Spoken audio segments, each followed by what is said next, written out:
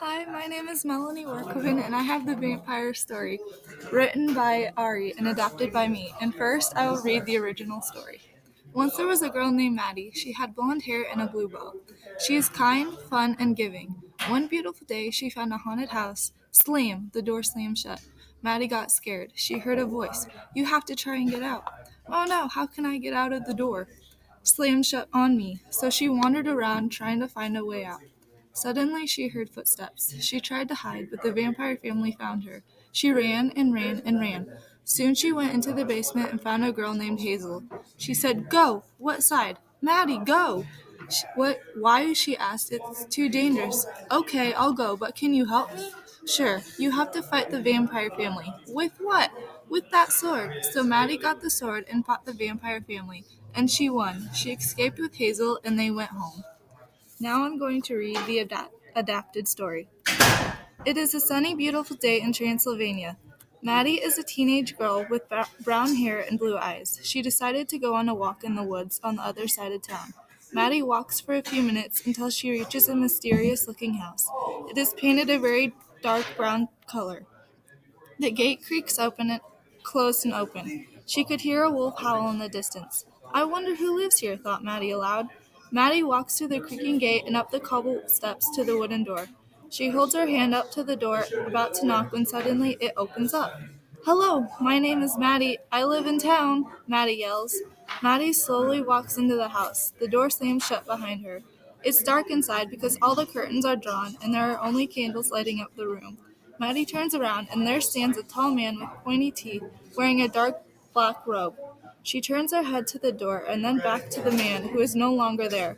Maddie tries to open the door to go back outside, but it's locked. She starts to freak out until she reaches the man, a lady, a boy about her age, and what looks to be his older sister.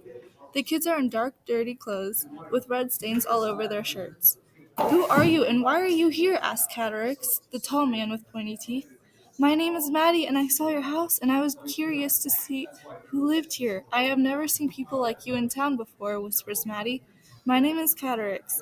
This is my wife Demetra, my eldest daughter Daciana, and my son Bowen. We just moved here about a month ago. We like to keep to ourselves because we vampires don't normally like to go out into the sun during the day. You see, it burns our skin," Catarix says in a deep voice. The vampires slowly walk towards Maddie with their mouths open, showing her their pointing teeth. Maddie's face went white. She realized she had to get out of the house before they tried to eat her blood. Maddie turns the corner and sprints down a long hallway.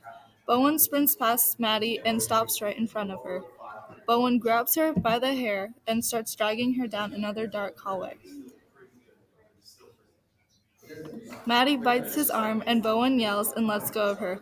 Maddie turns a corner and sprints down another dark hallway. She slows down after not hearing any noise and catches her breath. "I have to get out of this house," Maddie whispers to herself.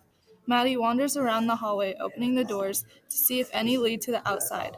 However, the only stuff she sees behind the doors are wooden beds and old dirty books in a wooden bookcase. She closes the door to one of the rooms when suddenly she hears footsteps. She tries to open the door again and hide, but Demetra found Maddie before she could get into the room. "Why don't you come with me, child?" Demetra says.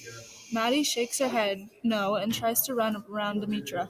However, Daciana is walking in the hallway and catches Maddie before she can get away. "You are not going anywhere, little girl," snarls Daciana. "I just want to go home," cries Maddie. "You are going to stay here for as long as we like," says Demetra in a loud voice. Demetra and Daciana locks Maddie into what looks like a basement. It's dark and cold. She can hear loud dripping noises all around the room. There's dirty metal tools on tables and cardboard boxes stacked up with random antiques. Maddie walks around the basement, hoping to find a window or door so she can escape until she bumps into something hard on the floor. Maddie looks down at her feet to see what she has run into. She notices it is another girl about her age. She is covered in dirt and has scars on her neck and arms. "Hello?" Maddie says nervously. The girl looks up with terror in her eyes. "Don't hurt me," the girl shouts, shielding her hands over herself. "My name is Maddie. I won't hurt you. Who are you? Why are you here? I mean, how did you get here?" Maddie stutters to say. My name is Hazel. I got lost in the woods and saw the house. I tried to get directions to get back to town, but the vampires kidnapped me and left me in the basement where I have been for a couple of days now. I'm too afraid that they will hurt me, or worse, drink my blood if I try to escape, stutters Hazel. Maddie is about to speak when suddenly they hear a loud bang down the hallway. Go, Hazel yells to Maddie. Where? Maddie frightenedly asks. Go, yells Hazel. Why? It's too dangerous, Maddie says. Okay, I will go, but can you help me? Asks Hazel with an annoying tone. Sure, Maddie says, confused. You have to fight the vampire family, Hazel says boldly. Maddie looks over and sees hanging on the wall a long wooden sword. Is that what you think will help us get out of this scary place and go back home to our families? Asked Maddie. I hope so. If that sword doesn't help, then I don't know what will. I just don't want to be here any longer, cries Hazel. Maddie gave Hazel a hug, then walks over to the sword and pulls it off the wall. Maddie looks over at Hazel. Let's kill let's kill some vampires and get the heck out of here, Maddie says in a serious tone. Maddie and Hazel walk through the basement and out into the hallway. They hear noises a few rooms down. They quietly walk over like a mouse and stand outside the doorway. Maddie looks in and sees Daciana sitting in an old chair covered in bearskins, reading a book.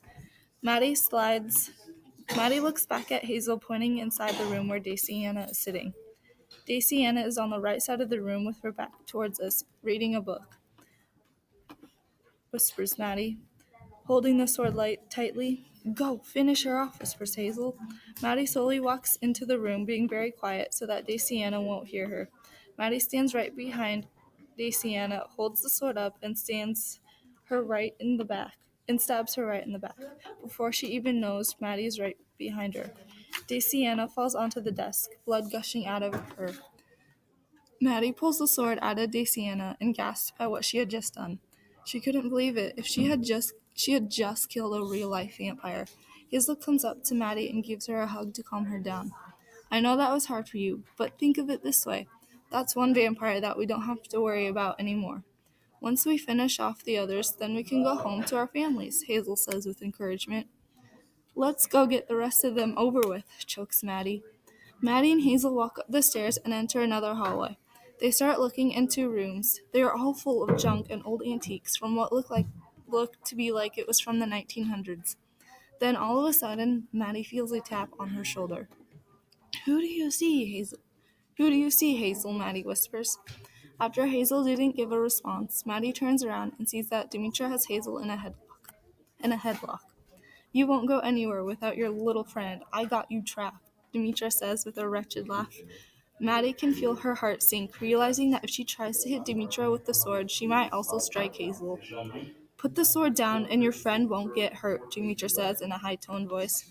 As Hazel sets the sword down on the ground, Demetra loosens her grip on Hazel.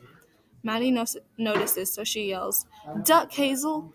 At that moment, Hazel ducks, and Maddie stands up with the sword. She swings it around her arm and right into Demetra's chest. Demetra falls to the ground, gasping for some air. Then suddenly, she stops making noise at all. Maddie pulled the sword out of Demetra and wipes the blood off and onto Demetra's robe. We have 2 vampires left, Maddie says in an anxious tone. I think I hear footsteps over here, Hazel says, pointing down another hallway. That leads to a family room. Maddie starts walking first, Hazel following right behind. They reach the room and see Catterick sitting on a couch that is covered in bearskins, and he stares at the girls with anger in his eyes.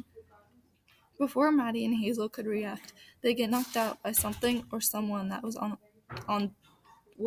to the side of them. Maddie finds herself laying on the ground. Everything seems to be a blur. She feels a long, hard sting on her left arm. She looks and sees that Bowen is drinking her blood out of her arm. Maddie screams in pain. She looks for a sword and sees that it's closer to Hazel. Catarix is now over Hazel, drinking the blood out of her neck. Hazel's face is pale and she's crying. Maddie tries to get Hazel's attention before they both go unconscious. Hazel looks over at Maddie. Maddie, using her eyes, looks at the sword, then back at Hazel. Hazel nods. She reaches for the sword. Catarax doesn't notice because he's too engulfed in the blood. She grabs it and stabs Catarax in the leg. He yells and holds his leg where it has been hit. Hazel crawls over to Bowen and